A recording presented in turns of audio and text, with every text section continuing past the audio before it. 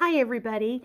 I'm really glad that you're with us today. We are going to start Because of Winn-Dixie by Kate DiCamillo. This is a wonderful realistic fiction.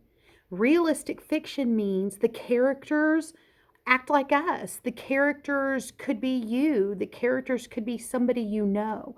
So, throughout this story, you may find times in our main character's life in our story that you feel like her or things are going for her like they are for you. We'll read 2 chapters a day, and there is an activity for you to do in our third grade reading page. There's an activity for you to do. There is a digital copy of this book in the links below this video. There should be a digital copy there, a link. And if it's not there, then it is on our third grade reading virtual learning page. So some days I'll read to you like this. Other days I may just have the camera looking at the book. I know when I read this way and I have my camera set this way, words are backwards. So I'm missing you guys, and so I have on my third grade tribe shirt, but of course my words are backwards because I have the camera reversed, and then our title of our book is backwards. So I'm not going to show you pick book this way because it'll be backwards to you. But we are going to read this. I know in my 2 homeroom classes, I've been telling them for weeks that we were going to start this book after spring break. And so I really want to do that. I also plan on, Miss Wilkie and I also plan on starting the one and only Ivan after this book. So you're welcome to listen to me read. I really would like you to get on the digital copy and follow along. But if you can't make that work, then just listen to the reading. And or if you have a copy of this book, you may just want to get out your copy and follow along. At the end of this book, I am going to ask you to take the accelerated reader test so that I can look and see how you've done. All right? Let's look at chapter 1 and 2 today. Chapter 1. My name is India Opal Bologna, and last summer, my daddy, the preacher, sent me to the store for a box of macaroni and cheese, some white rice, and 2 tomatoes, and I came back with a dog. This is what happened. I walked to the produce section of the Winn-Dixie grocery store to pick out my 2 tomatoes, and I almost bumped right into the store manager. He was standing there all red-faced, screaming and waving his arms around. "Who let a dog in here?" he kept on shouting. "Who let a dirty dog in here?" At first, I didn't see a dog. There were just a lot of vegetables rolling around on the floor, tomatoes and onions and green peppers, and there was what seemed like a whole army of Winn-Dixie employees running around, waving their arms just the same way the store manager was waving his. And then the dog came running around the corner. He was a big dog and ugly. And he looked like he was having a real good time. His tongue was hanging out, and he was wagging his tail. He skidded to a stop and smiled right at me. I had never before in my life seen a dog smile, but that is what he did. He pulled back his lips and showed me all his teeth. Then he wagged his tail so hard that he knocked some oranges off the display, and they went rolling everywhere, mixing in with the tomatoes and onions and green peppers. The manager screamed, "Somebody grab that dog!" The dog went running over to the manager, wagging his tail and smiling. He stood up on his hind legs. You could tell that all he wanted to do was get face to face with the manager and thank him for the good time he was having in the produce department. But somehow he ended up knocking the manager over, and the manager must have been having a bad day because lying there on the floor right in front of everybody, he started to cry.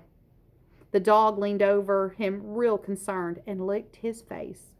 "Please," said the manager, "somebody call the pound." "Wait a minute," I hollered. "That's my dog. Don't call the pound."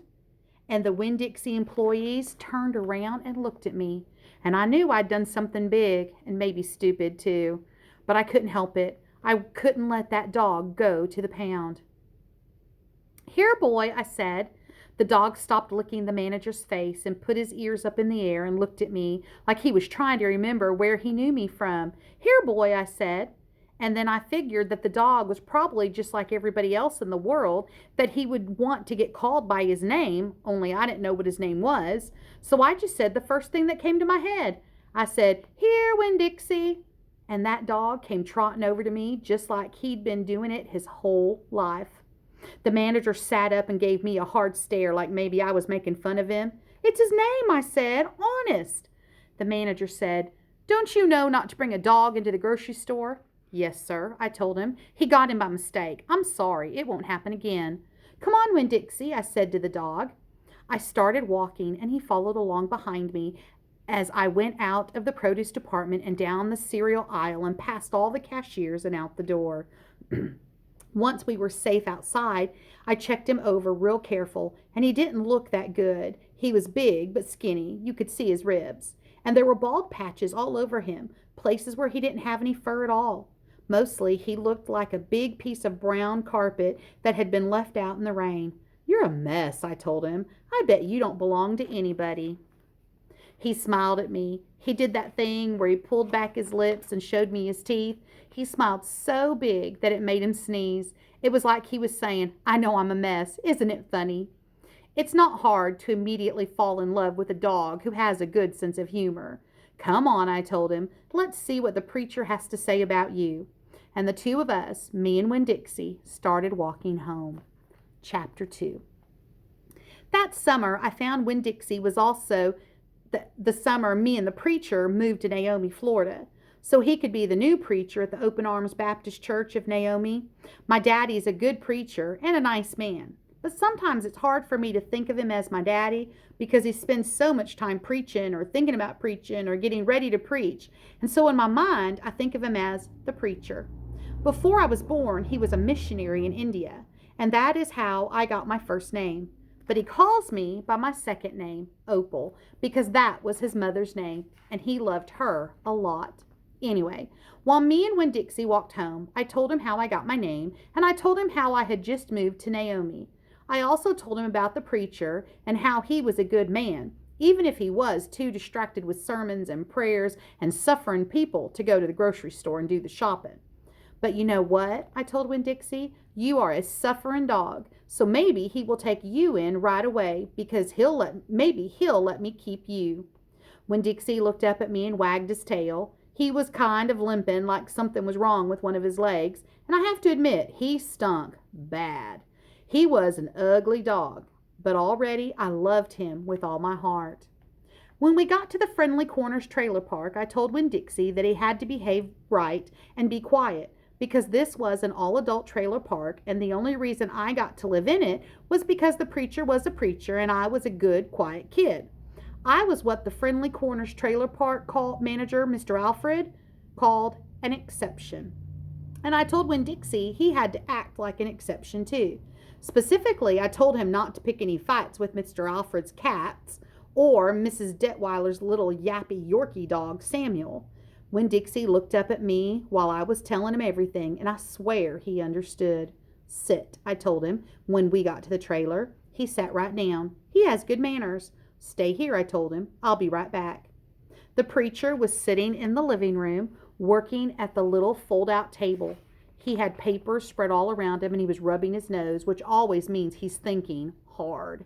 "Daddy?" I asked. He said. "Daddy, do you know how you always tell me that we should help those less fortunate than ourselves?" He said. He rubbed his nose and looked around at the papers. "Well," I said, "I found a less fortunate at the grocery store." "Is that right?" he said. "Yes, sir," I told him. I stared at the preacher really hard. Sometimes he reminds me of a turtle hiding inside its shell, in there thinking about things and not ever sticking his head out into the world. "Daddy, I was wondering, could this less fortunate, could he stay with us for a while?" Finally, the preacher looked up at me. "Opal," he said, "what are you talking about?" "I found a dog," I told him, "and I want to keep him." "No dogs," the preacher said. "We've talked about this before. You don't need a dog." "I know it," I said. "I know I don't need a dog, but this dog needs me. Look," I said. I went to the trailer door and I hollered, "Winn-Dixie!" Winn-Dixie's ears shot up in the air and he grinned and he sneezed, and then he came limping up the steps and into the trailer and put his head right in the preacher's lap, right on top of the pile of papers. The preacher looked at Winn-Dixie. He looked at his ribs and his matted fur and the places where he was bald.